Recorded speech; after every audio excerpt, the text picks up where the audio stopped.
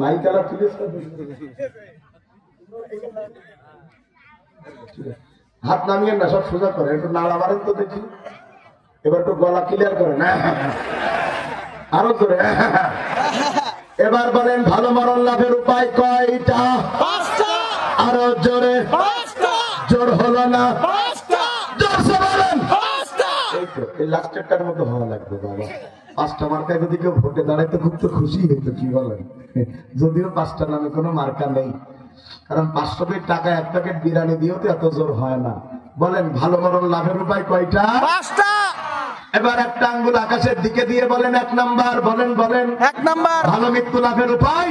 1 number one মুআয ইবনে জাবাল রাদিয়াল্লাহু তাআলা আনহু قال قال رسول الله صلى الله عليه وسلم من كان آخر كلامه لا إله إلا الله دخل الجنة।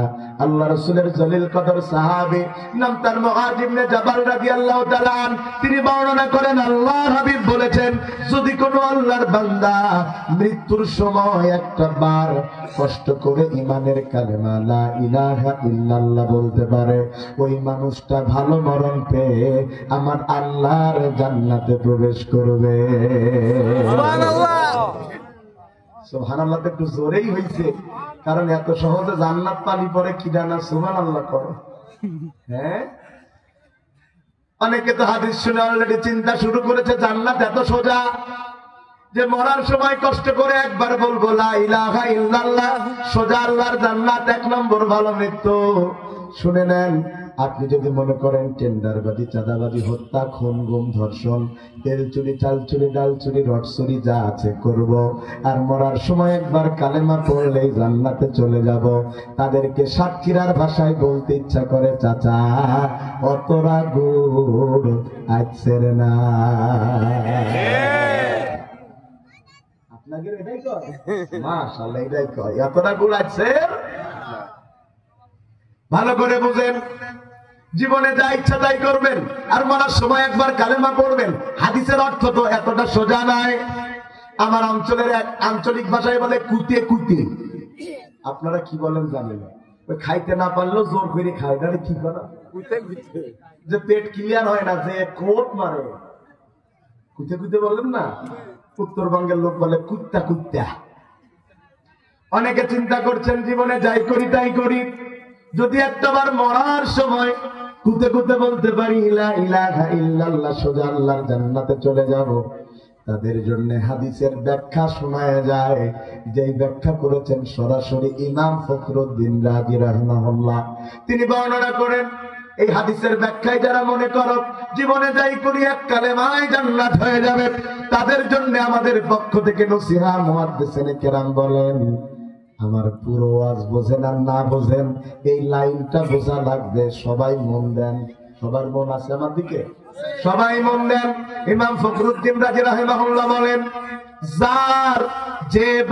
যার জীবন ইসলাম দিয়া চলে না, সে মরার সময় চেষ্টা করলেও কালেমা বলতে পারে না।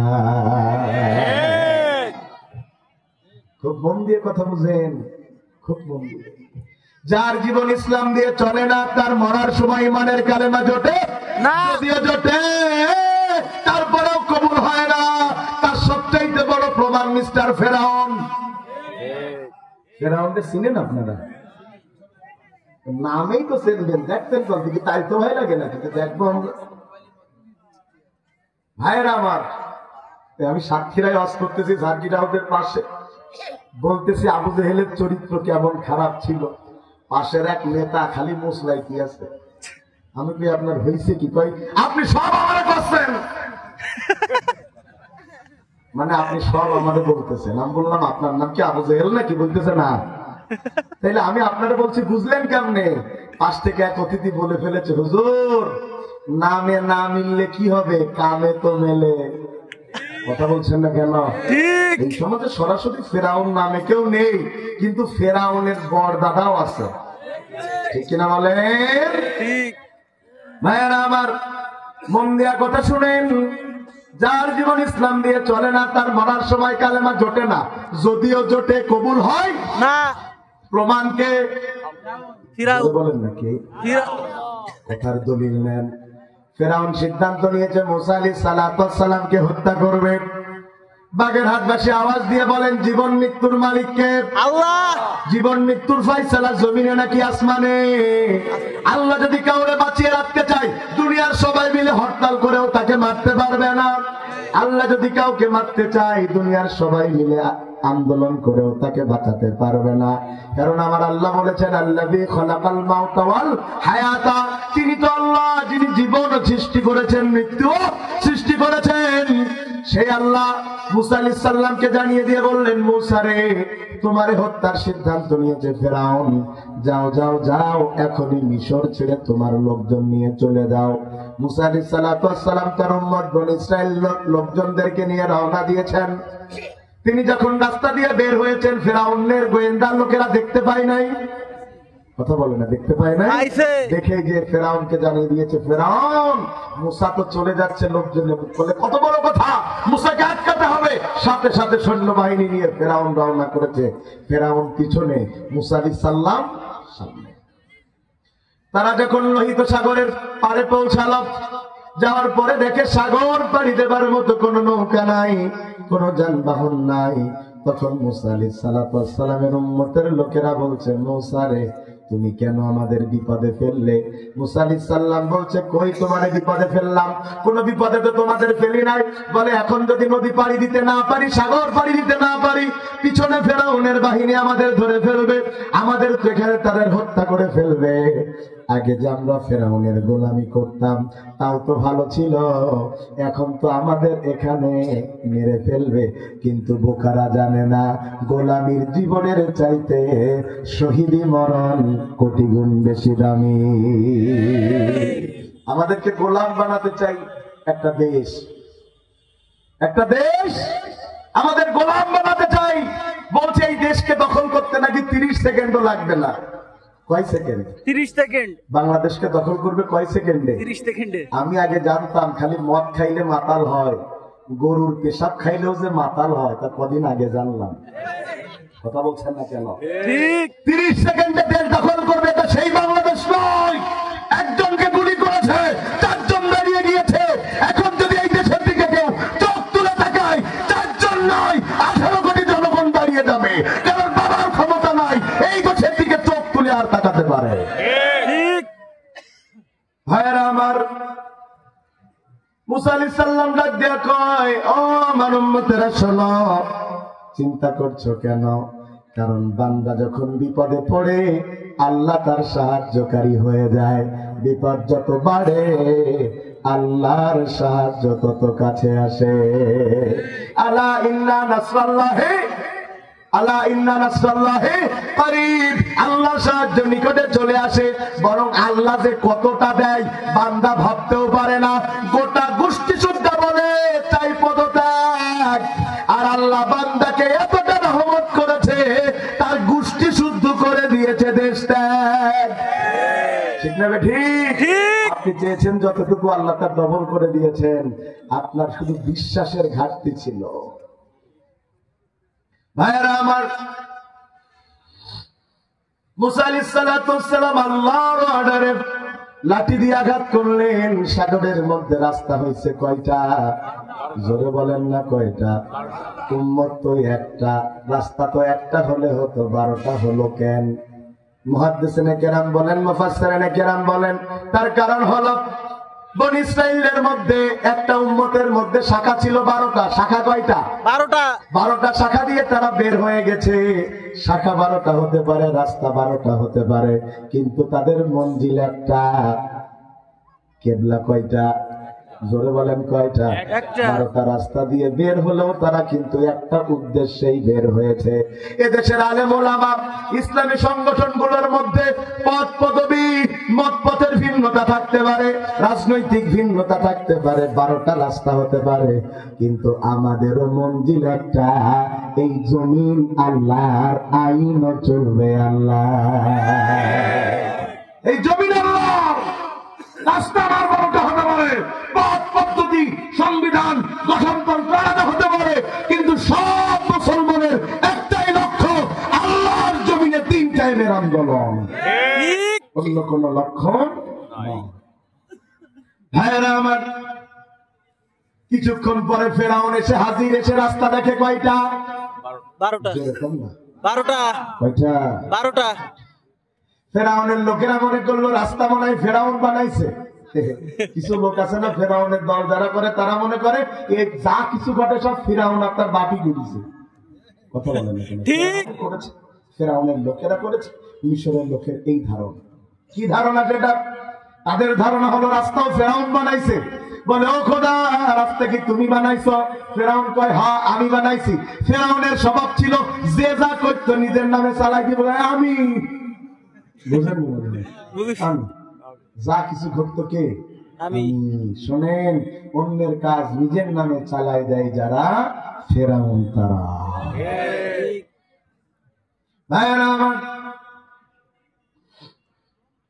ফেরাউন এবার তার লোকজন সব রাস্তায় নেমে গেছে।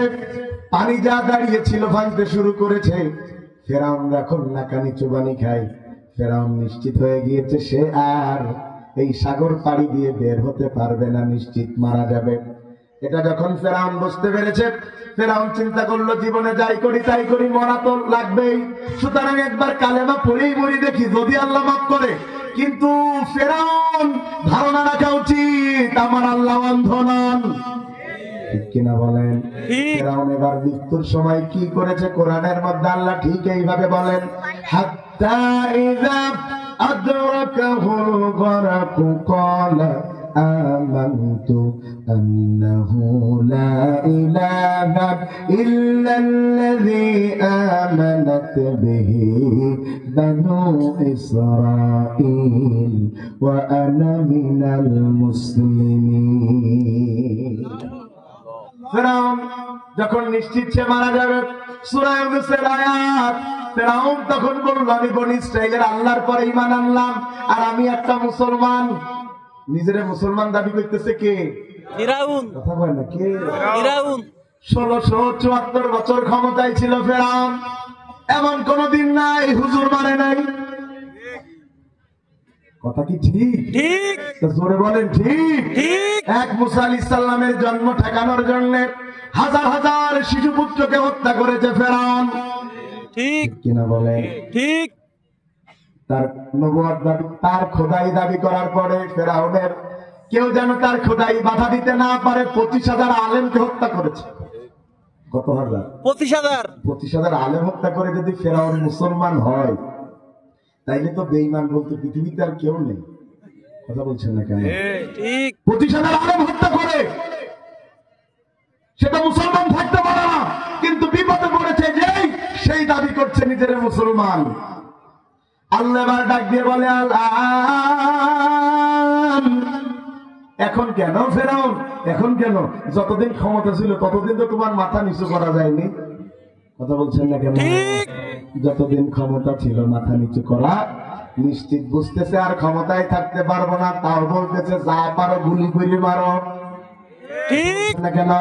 নিশ্চিত থাকতে পারবো না, আর 45 মিনিটও থাকতে পারবো না, তারপরও জনতার উপরে গুলি চালাতে নির্দেশ করে যারা, এই যুগের ফেরাউন তারা। আল্লাহ ডাক দিয়ে বলে, আলান, এখন কেন? এতদিন কোথায় ছিলা? ক্ষমতা ছিল যতদিন, আল্লাহরে ডাকো নাই ততদিন। আমাদের মধ্যে এমন মানুষ পাওয়া যায়, দেখবেন বিপদে পড়লে আল্লাহরে ডাকে, বিপদ শেষ আল্লাহরে ডাকা শেষ। ঠিক কথা কয় নাই? রোগ হলে দেখবেন আল্লাহ আল্লাহ করতে করতে দুবেলা মসজিদে মিলাদ দেয়।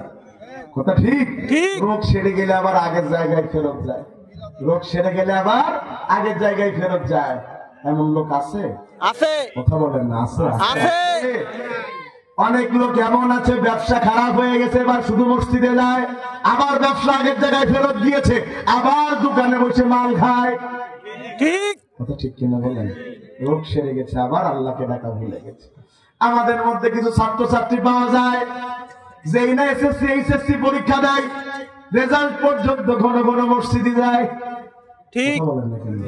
মসজিদে মোটে নড়ে না, যেই রেজাল্টে শোনে ক্লাস পেয়েছে, ও মা ওই অক্ষরটা মসজিদ যায় না, ওই অর্থে সে পার্টি দেয়, বক্স সেট বাজায়, মুন্নি বাদনামুনি ডার্লিং তেরে লিয়ে। কথা বলছেন না কেন? ঠিক বিপদে পড়েছে আল্লাহকে ডেকেছে, বিপদ চলে গেছে আল্লাহকে ডেকেছে। আরেক শ্রেণীর মানুষ বিপদে পড়লে আল্লাহরে ডাকে। এটা আমি কোন দলকে ইন্ডিকেট করছি না, তবে তারা হলো নেতা। ভোট আসে যখন মাথায় টুপি দেয় তখন। ঠিক কথা ঠিক?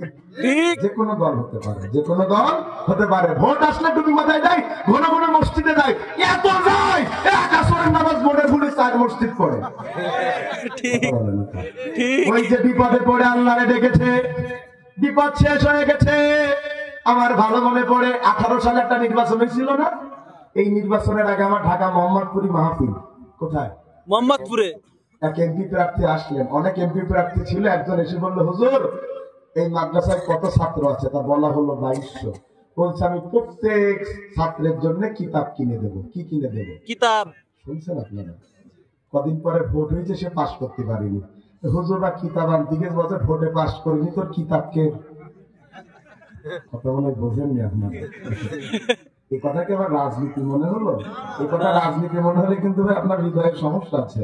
আমি শুধু বুঝালাম যে আমরা বিপদে পড়লে ভালো সাজি।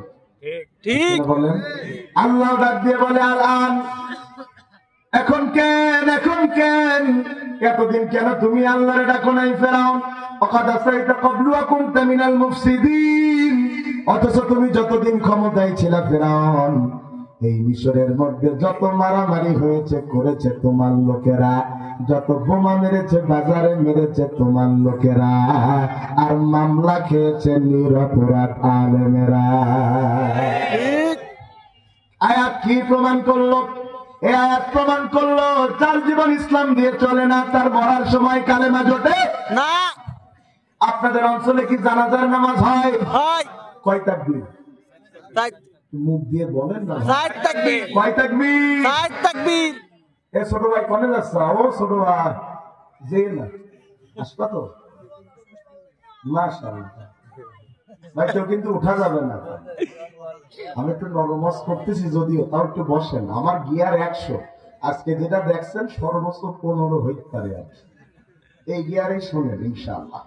নারায়ে তাকবীর, আল্লাহু আকবার, নারায়ে তাকবীর, আল্লাহু আকবার। মন দিয়া শুনেন, জানাজার সালাত কয় তাকবীরে? 60 তাকবীরে। অধিকাংশ লোক বলে জানে না জানাজার নামাজের নিয়ম। দেখবেন 2 নামাজে সবচেয়ে বেশি মুসল্লিরা উকি মারে, এক জানাজার নামাজ আর এক ঈদের নামাজ। হাত ভেঙে দেখতে দেয় তো ভেজাল ইমাম, সরি বিহাজাল ইমাম, ভেজাল ইমাম বলে হাত ভেঙে দেখবেন যে যেই হুজুর বলে আল্লাহু আকবার, এখনো চিন্তা করে রুকুত যাবো না সেজদায় যাবো। এর আপনি দেখে কথা বলছেন না? দেখে দেখে দেখে। যদিও আমাদের একটা ঈদের নামাজের জানাজা সাবেক এক মন্ত্রী পড়াই ফেলেছে, সে বলেছে আগামীকাল ঈদুল আজহার জানাজার নামাজ সকাল 10টায় অনুষ্ঠিত হইবে। একটা ঈদের নামাজ তো মেরেই ফেললো, বাকি আছে কটা? একটা নেই, খুশি থাকেন। যেহেতু নেতারা বলেছে ভুল হওয়ার তো কথা না। ভাইয়ের আমার তো জানাজার সলাতে কিছু পড়া লাগে? লাগে। জোরে বলেন লাগে? লাগে। চতুর্থ তাকবীরের আগে একটা দোয়া আমার বেনাপোলে পড়ে। দেখেন তো বাগেরহাটের লোকেরাও একই দোয়া পড়ে কিনা। যদি মিলে যায় তাইলে বলবেন ঠিক। আল্লাহুম্মা গফিরলি হাইয়িনা ওয়া মাইয়িতিনা। ঠিক। তাহলে আপনারা আমার সাথে যারা যারা পারেন সবাই পড়েন আওয়াজ দিয়া। আল্লাহুম্মা গফিরলি হাইয়িনা ওয়া মাইয়িতিনা ওয়া শাহিদিনা ওয়া গায়িবিনা ওয়া সগীরিনা ওয়া কাবীরিনা ওয়া যাকারিনা ওয়া উনসানা। আল্লাহুম্মা মান আহইয়াইতাহু মিন্না ফাআহইহি আলাল ইসলাম ওয়া মান তাওয়াফাইতাহু মিন্না ফাতাওয়াফাহু আলাল ঈমান। কোনদিন এই দোয়ার অর্থ কি বোঝার চেষ্টা করেছেন? এই দোয়ার শেষের দিকে আমার কথার দলিল রয়েছে। কি সেই কথা? আল্লাহুম্মা মান আহইয়াইতাহু মিন্না ফাআহইহি আলাল ইসলাম। ও আল্লাহ, যদি দুনিয়াতে বাঁচিয়ে রাখতেই হয় তাইলে ইসলামের পরে বাঁচায় রাখবা। ওয়া মান তাওয়াফাইতাহু মিন্না ফাতাওয়াফাহু আলাল ঈমান। আর যেহেতু তুমি আমাকে মরণ দিবাই দিবা আল্লাহ, সুতরাং মরার সময় ইমানের মরণ দিবা। কারণ ইমান নিয়ে মরবে যারা, বিনা হিসাবে জান্নাতে যাবে তারা। ভাইয়ের আমার, তাইলে আমরা এই দোয়ার দ্বারাও নিশ্চিত হলাম যার জীবন ইসলাম দিয়ে চলে না তার মরার সময় কালেমা জোটে না। এবার আমি আপনাদের কাছে আর একটা প্রশ্ন করবো, মন থেকে উত্তর দেওয়া লাগবে। দিতে রাজি আছেন? জি। আমি যদি আপনাদের বাড়ি মেহমান হতে চাই, আমার মেহমান করতে রাজি আছেন কারা কারা? হাত তোলেন দেখি। কেউ তো বাদ নেই। চাচা দেবেন না? চাচা হাত তুলতে হবে না, বা পুষতে আসছে চাদরের মধ্যে হাত বের করতে কষ্ট হচ্ছে। সবাই কি খাওয়াবেন ভাই? আজকে খাওয়া দাওয়া করলাম কামরুল ভাই বাড়ি না, এই যে কামরুল ভাই, আল্লাহ খাওয়া কাকে বলে, কত প্রকার কি কি খাওয়াইছে। তার মানে ভেবেন না যে এই খাওয়া খেয়েও আবার খাইতেছে, তার মানে হুজুরের একটু সুসু আছে। আপনারা কি সুসু বলেন না কিছু বলেন? ব্যাপারটা তাই না, একটু বুঝেন। এই এতগুলো মানুষ হাত তুললেন যে আমারে খাওয়াবেন, এই শত শত হাজারো মানুষের মধ্য থেকে যদি আমি একজনকে বেছে নিই যে আমি তার বাড়ি খাবো, সে কি খুশি হবে? হবে। জোরে বলেন না। হবে হবে হবে। এতগুলো মানুষের মধ্যে আমি তারে বেছে নিয়েছি, সে নিশ্চিত ভাবে নিজেরে সৌভাগ্যবান মনে করছে, ঠিক কিনা বলেন? এখন আমি তার বাড়ি যাব, সে চিন্তা করছে এত বড় হুজুর আমার বাড়ি খাইতে আসবে, তাইলে তো কম খাওয়ালে হয় না, হুজুরের তো খাওয়ানো লাগবেই। বোর সাথে আলাপ করে বউ বলতেছে যদি কম হয় তাও 100 আইটেম নাস্তা করার লাগবে। কত আইটেম? 100 আইটেম। আপনারা যেন আবার মনে করেন না যে হুজুর বুঝাই দিচ্ছে যে আমার দাওয়াত দিলে 100 রকম খাওয়াইতে হয়, এই টেনশনের দরকার না। আমি খুব বেশি একটা খাইতে পারি না। কথা শুনতেছেন আপনারা? ইনশাআল্লাহ 100 আইটেম। কত? 100। জোরে বলেন আইটেম কত? 100। ছাত্র 100 পায়, তার তো ছেঁড়া ছাত্র আর হতে পারে না। সবাই তাইলে আওয়াজ দিয়ে বলেন তো, মুসলিম একজন ছাত্র হিসাবে ইসলামের, সেই ইসলামের মানবে 133। ইসলাম মানতে হবে 100। জোরে বলেন 100। আর একটু জোরে বলেন 100। আসছে না। একটু গুলিস্তান যাবেন, গুলিস্তানে দেখবেন জুতো বেছে, গেঞ্জি বেছে। গিয়েছেন কোনোদিন ভাই? গেছি। গুলিস্তানে গিয়েছেন না? দেখবেন অনেকগুলো দোকান, সব দোকানে দুজন করে দাঁড় করাইছে, ওদের কাজ খালি মুখে বলা। ওই 8-10 জনে এত জোরে বলে গুলিস্তান কাঁপে। কি বলে জানেন না? বাচ্চালান 100 কথা বলে বলে বলে বলে দেখালাম 100 বলে। ওই 60 জনের আওয়াজ না দিয়েছে আপনার এই 1000 লোকে তো সে আওয়াজ হবে না। সবাই বলেন ইসলাম মানা লাগবে 100। আরো জোরে 100। এই তো এবার ব্যবসা তো শিখাই দিলাম, কি বলেন? বিপদে পড়লে একসাথে শুরু করবে ইনশাআল্লাহ। তাইলে ইসলাম মানা লাগবে 100। ইসলামের কোন বিধান আপনি পালন করতে পারেন না, আল্লাহ মাফ করে দিতে পারেন। তবে ইসলামের কোন বিধান নিয়ে যদি কেউ প্রশ্ন তোলে, সে যদি তাওবা না করে মারা যায়, তার মরণ হবে বেঈমানের মরণ। যেমন আপনি জিহাদ করতে পারেন না, আল্লাহ যদি মাফ করে দিতে চান দিলে দিতেও পারেন। তবে জিহাদকে যদি আপনি জঙ্গিবাদ মনে করেন, তাওবা না করলে আপনি বেঈমান। আপনি দাঁড়িয়ে রাখতে পারেন নাই, আল্লাহ হয়তো মাফ করে দিলেও দিতে পারে, আল্লাহর ব্যাপার। কিন্তু দাড়িওয়ালা দেখলেই যদি আপনার চুলকায়, দাড়িওয়ালা দেখলেই যদি জঙ্গি মনে হয়, বন্ধু তুমি তোমার রক্তকে পরীক্ষা করলে দেখতে পারবা তোমার রক্ত আর আবু জেহেলের রক্তের মধ্যে কোনো পার্থক্য নাই। আর আমার লোকটা এবার নাস্তা করাবে আমার কত? 100। মনে আছে তো আপনাদের? চলে গেছে ফকিরহাট বাজারে। খালি তো টাকা থাকলে হবে না, বাজারে তো নাস্তাও থাকা লাগবে। কিনতে কিনতে কিনতে কিনতে 99টা নাস্তা সে ম্যানেজ করেছে, 99 একটা আর মেলাতে পারে না। বাড়ি চলে এসে মন খারাপ করে বসে আছে। ডাক দিয়ে বলতেছে, বউ কপালটা খারাপ, সেঞ্চুরি মারতে পারলাম না, 100 হলো না। বসে বসে যখন চিন্তা করছে, হঠাৎ দেখছে তার 2 বছরের কলিজার টুকরা বাচ্চা একটু পায়খানা করেছে। তখনই তার মুখের মধ্যে হাসি ফুটেছে। বলে, আমার ছেলের দাম তো আমার কাছে কম না, কোটি টাকা দিলেও তারে আমি বিক্রি করব না, ওর পায়খানারও তো একটু দাম আছে। কথা মনে হয় বোঝেন না আপনারা? 100 টাকা তুলে নিয়ে 100 নম্বরে বসাই দিয়েছে। কথা শুনতেছেন আপনারা? নাস্তার সংখ্যা এখন কত? 100। আমি গেলাম, যাওয়ার পরে কই, হুজুর আহলান সাহলান মারহাবান, আসেন আসেন নাস্তা খান। একটা প্লেটের মধ্যে আপেল, আঙুর, বেদানা, নাশপাতি, ওই বগুড়ার দই, নাটোরের কাঁচাগোল্লা, টাঙ্গাইলের চমচম, ওই চাপায়রাম, রাজশাহীর লিচু, বাগেরহাটে কি আছে চিংড়ি, মাশাআল্লাহ চিংড়িও দিয়েছে মনে করেন আর কি। এখানে চিংড়ি খাওয়া হয়েছে, তাও মজা লেগেছে। নারায়ে তাকবীর, আল্লাহু আকবার। নাস্তা কত? 100। আমি বড় আগ্রহ নিয়ে গেলাম, যেই না নাস্তা তুলতে যাওয়া আমার চোখ তো কপালে উঠেছে। বললাম ওইটা কি? কই হুজুর আমার কলিজার টুকরা শয়তানের, সরি সন্তানের একেবারে। আমি হাত গুটায় নিলাম, কই হুজুর খান? খামো না। খান? খামো না। খান? কইলাম না খাবো না। কই হুজুর স্যাপ কোনা মানে তুই পায়খানা দিলি কেন? কথা বল না। আমার দিকে সেবার অবাক নয়নে তাকায় বলে, হুজুর ও হুজুর এতটা স্লেটে কেন আপনারা? ধরে নিলাম পায়খানা খারাপ, তাইলে বাদ দেন, বাকি 99টা তো ভালো, ওইটা খান। আমি তখন তার চোখে চোখ রেখে বললাম, মুসলিম ভাই, যেই প্লেটের মধ্যে পায়খানা থাকে ওই পায়খানা সব নাস্তার মর্যাদা নষ্ট করে দেয়। জীবন থাকতে কোন রুচিশীল মানুষ পায়খানার প্লেটের নাস্তা সে গ্রহণ করে না। ঠিক আপনি আল্লাহর দরবারে যাবেন, আমলের প্লেট আপনি সাজিয়েছেন 100 100 100। ভালো করে বুঝেন, আমলের প্লেট সাজিয়েছেন 100। নামাজ, রোজা, হজ, যাকাত, তাসবিহ, তাহলিল, পর্দা, মুশিদা, তাজকিয়া, তাসবিহ, মুশাহাদা, মুরাকাবা, জিকির, আজকার, আমলে আমলে আমলে আমলে ভরপুর আপনার আমলের প্লেট। কিন্তু 100 নম্বরে যেটা বসাইছেন ওইটা দুনিয়ার পায়খানার চাইতে খারাপ। সেটা হলো আল্লাহর দিন বাদ দিয়া মানুষের আইন মানা, দুনিয়ার পায়খানার চাইতে খারাপ। শোনো, একজন রুচিশীল মানুষ ও যেমন পায়খানার প্লেটে দুনিয়ার সব চাইতে দামি নাস্তা থাকলেও গ্রহণ করে না।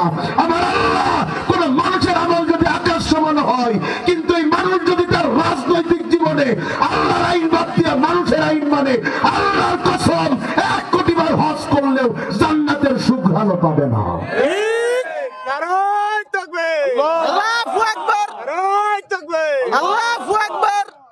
বানানো কথা নয়, এটা কোরআন থেকে বলেছি।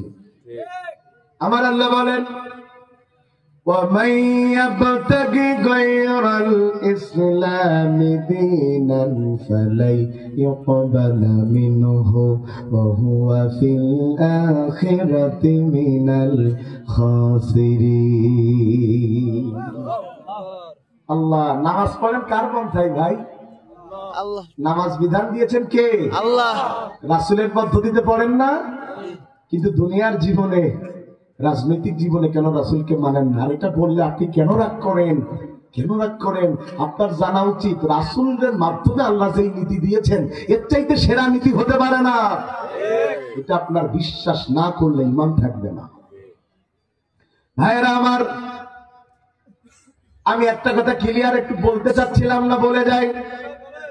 সেই কথাটা হলো এমন, আওয়ামী লীগ বলেন, বিএনপি বলেন, জামাত বলেন, জাতীয় পার্টি বলেন, জাসদ বাসদ ন্যাপ বলেন, ওই ইসলামী আন্দোলন বলেন, খেলাফত মজলিস বলেন, আর যত দরবার আছে সব বলেন, আমি কাউরে চিনি না, আমি চিনি ইসলাম।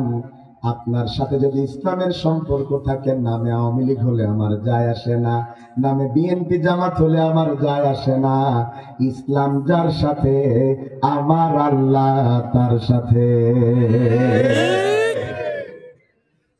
ভাইয়ের আমার, তাইলে ইসলাম মানা লাগবে 100। জোরে বলেন 100। ইসলাম কোন প্যারালাইজ ধর্ম নয়। আল-ইয়াওমা আকমালতু লাকুম দীনাকুম ওয়া আতমামতু আলাইকুম নি'মাতি।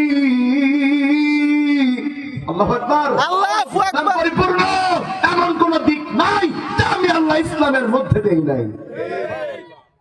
তুমি নামাজে ইসলাম খোঁজো, কুরবানিতে ইসলাম খোঁজো, বিচারে খোঁজো না কেন? তুমি হজে ইসলাম খোঁজো, কিন্তু তুমি ব্যবসা করার সময় ইসলাম খোঁজো না কেন? তোমার জানা দরকার ব্যবসায় ইসলাম আছে, অর্থনীতিতে ইসলাম আছে, রাজনীতিতে ইসলাম আছে, বিচার নীতিতে ইসলাম আছে, দেশ পরিচালনার প্রত্যেকটা নীতিতে ইসলাম আছে। তুমি যদি মুসলমান হও, তোমার উচিত সবার দিক থেকে মুখ ফিরিয়ে ইসলামের দিকে ফিরে যাওয়া। ভাইয়েরা আমার, কারণ আল্লাহ বলেন ঈমানদার তারা, পরিপূর্ণ ইসলাম মানে যারা। ইয়া আইয়ুহাল্লাযীনা আমানু দুখুলু ফিস সিলমি কাফা, যারা ঈমানদার তারা পরিপূর্ণ ইসলাম মানবে। ইসলাম মানতে রাজি আছি ইনশাআল্লাহ?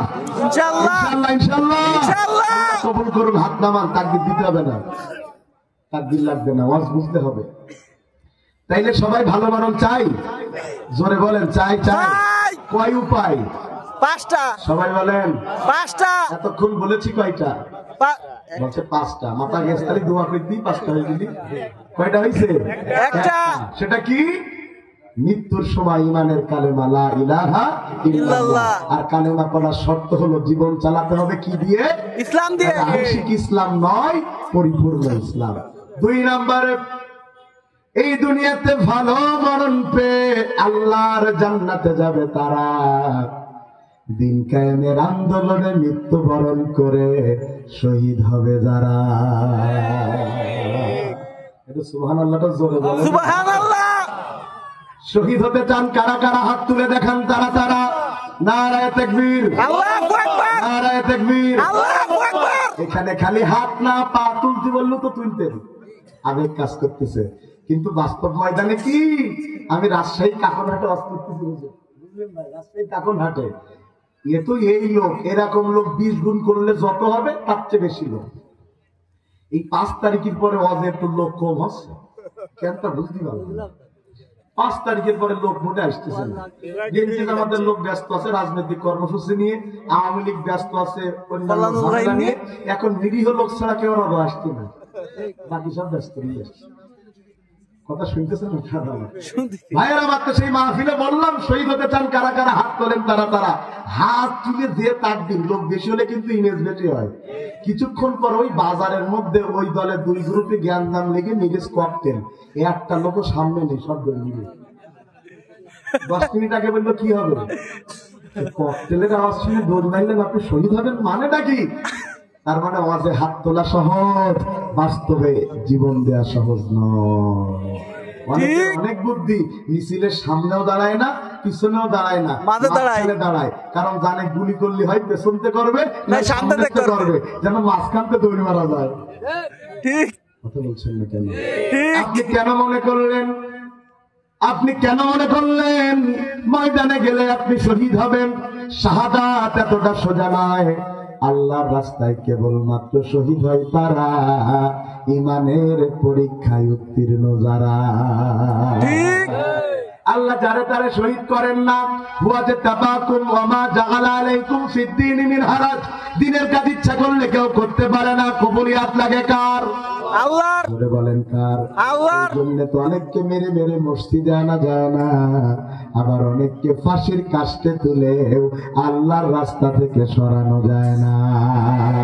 কারণ একজনের কপালে হেদায়েত আছে আর একজনের কপালে নাই। আপনি যে মনে করলেন আপনি গেলে পরে আপনি শহীদ হয়ে যাবেন, তাকিয়ে দেখেন রাসূলের সাহাবী নাম তার খালিদ বিন ওয়ালিদ। এমন কোন যুদ্ধ নাই যে যুদ্ধে সে বিজয় লাভ করে নাই। আল্লাহু আকবার, আল্লাহু আকবার। আল্লাহ একটা উপাধি দিয়েছেন, সেটা হলো সাইফুল্লাহ। তার মানে খালিদ আমার তরবারি। খালিদ যখন জিহাদের ময়দানে তরবারি চালায়, যেন খালিদ চালায় না, আমার আল্লাহ চালায়। সুবহানাল্লাহ। এত বড় সাহাবী, পা থেকে মাথা তার জিহাদের ক্ষত। মানুষটা মারা যাচ্ছে বিছানায়, কাঁদছে আর বলছে আল্লাহ এতগুলা যুদ্ধে তুমি আমারে কবুল করেছো, আজকে আমার মরণ হচ্ছে বিছানায়। এত বড় সাহাবীর মরণ যদি বিছানায় হয়, আপনি ময়দানে গেলেই মরবেন সেই ভয়ে যান না। বোঝা যায় আপনার হৃদয়ে যত না আল্লাহর ভয়, তার চাইতে বেশি মরার ভয়। ভাইয়েরা আমার, খুব মন দিয়া বুঝেন। যদি আমি আপনাদেরকে একটা ফুল বাগানে ঢুকতে দেই, ফুল ছিঁড়ে আনার জন্য সবচেয়ে খারাপ ফুলটা ছিঁড়বেন আপনারা? সবচেয়ে কোন ফুলটা ছিঁড়বেন? শুনেন, যদি কেউ ফুল ছিঁড়তে গেলে সবচেয়ে ভালো ফুলটা ছিঁড়ে, আল্লাহ লাখ কোটি মানুষের মধ্যে 2-1জনকে শহীদ করবে। এই যে সে ফুল না, রানী গোলাপের চরিত্রের যারা শহীদ হবে তারা। আপনাদের অঞ্চলে কি পাট গাছ আছে? আমার বেনাপোলের লোক তো পাট শাক খুব খায়, বিক্রি হয়। হ্যাঁ ওকে ওকে পরে কি বলে আমার হ্যাঁ